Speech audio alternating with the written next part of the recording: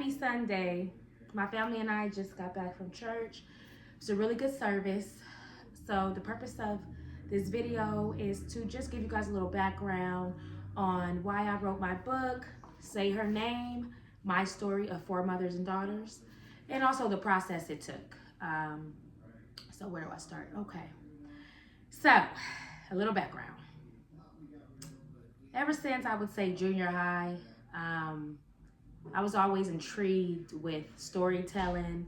I always did pretty well in English class, language arts, then into high school and college, English classes. I did pretty well. When we had to write stories and write reports, my professors in college always told me I had a really creative imagination and that my reports and my stories were always well written, as well as my teachers in high school. I've always, after college, I always wanted to write a book. That was always on my bucket list. I said, I'm going to write a book one day. Now, I didn't know what the genre was going to be, right? But I noticed I was always finding myself purchasing autobiographies, memoirs, biographies. That's kind of what my interest is. That's where it lies. So once I decided, okay, I'm going to write this book, I said, you know what? I might as well just write a book about my life since I've come a long way. For those of you that know me a little, you know where I started and where I'm at now. And I also wanted to memorialize the women in my life because they've had a profound effect on where I'm at today, where I was and where I'm at today. So I said, what better way to do that is than to write a memoir or an autobiography. So that's kind of where my desire comes from, is the way that I lived in my life, the way I'm living it now, as well as my interest in autobiographies. I've read Michelle Obama, Viola Davis, Barack Obama, Prince Harry. I've read their autobiographies and others as well. And so that's a little of where my desire comes from.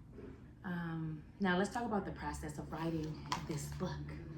Okay, so when I finally said I'm gonna write the book, it was I would say 2020 when I started putting pen to paper.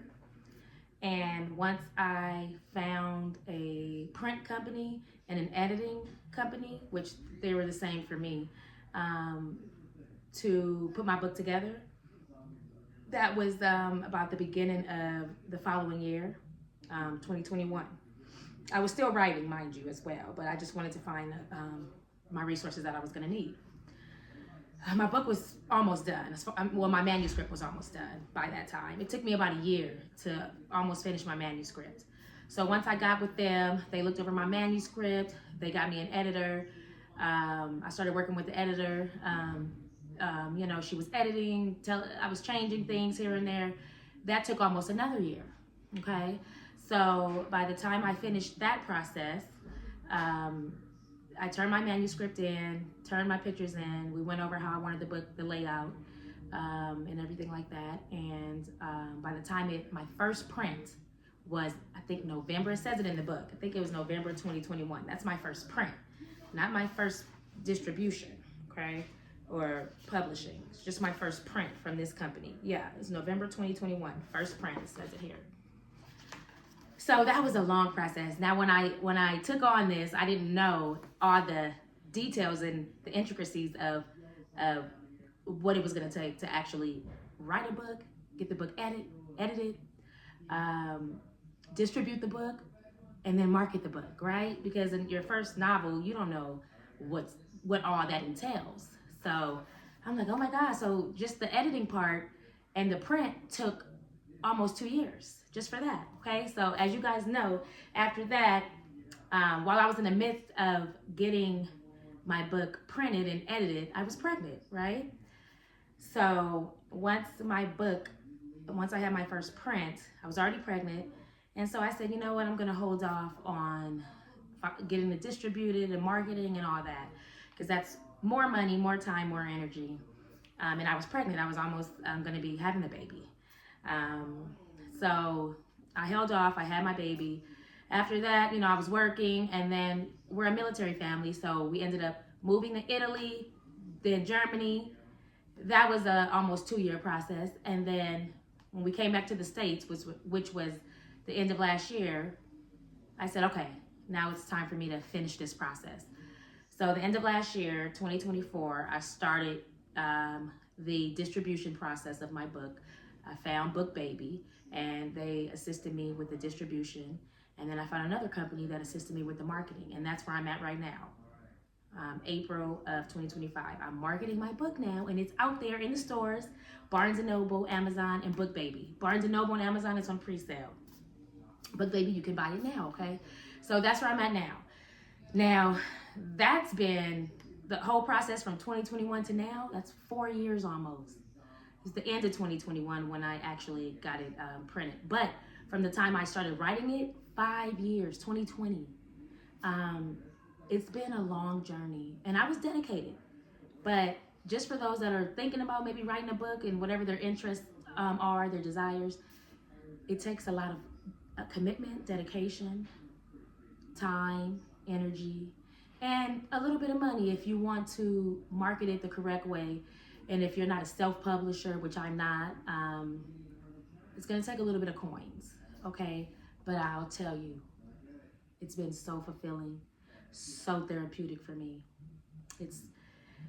It was worth it. It was worth the time, the commitment, and the money. It was worth it because now I have this that I can keep in my family with my children, my parents, my siblings, my extended family.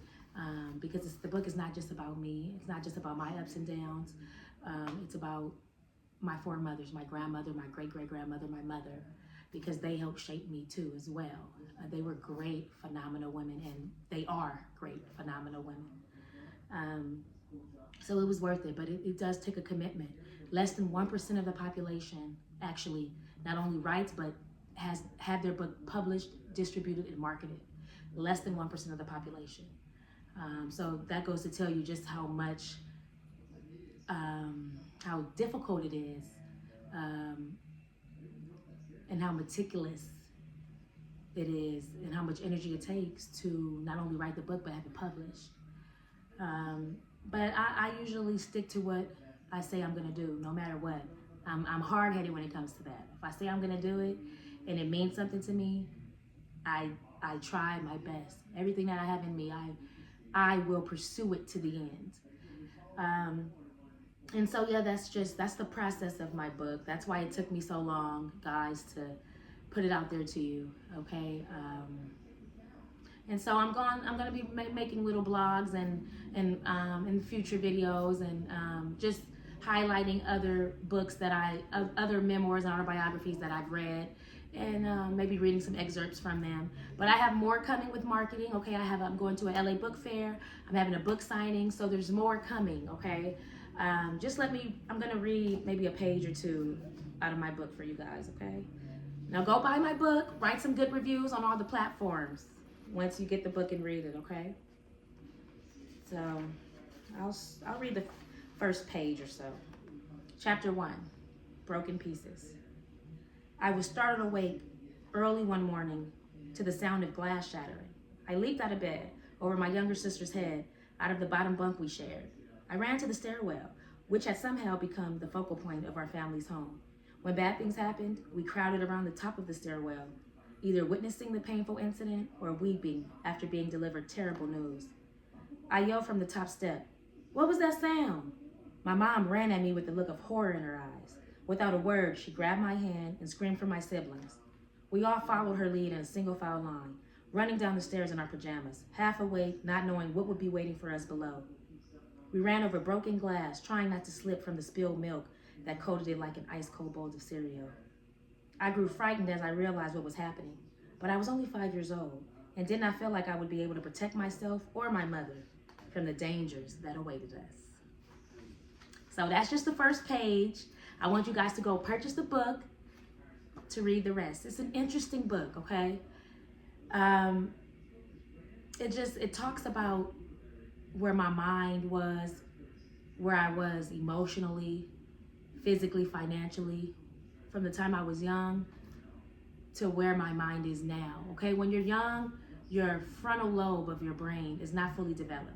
I'm a therapist, so my focus is kind of in mental health. I'm a mental health therapist, and 25 on up, that's when your brain is fully developed. Your frontal lobe, which actually warns you about dangers. It warns you about consequences. That's the main thing. You think to yourself, if I do this, this may happen to me. So that's the part of the brain that's very important, right? It's a very important part of your brain. But when you're young, all the way up until you're 25, that's not fully developed. So you wonder why a lot of young people make mistakes. It's because they don't think about consequences. Well, if I do this, what's going to happen? You know, cause and effect. That part of your brain is not fully developed. So a lot of young people may make mistakes, which I was one of them. I made a lot of poor decisions.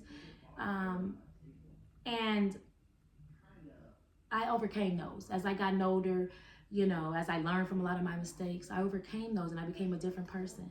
As I ventured out into the world, met new people, saw new things, tried new things, I was afraid. I was fearful of trying new things because it's comfortable being in your little bubble, right?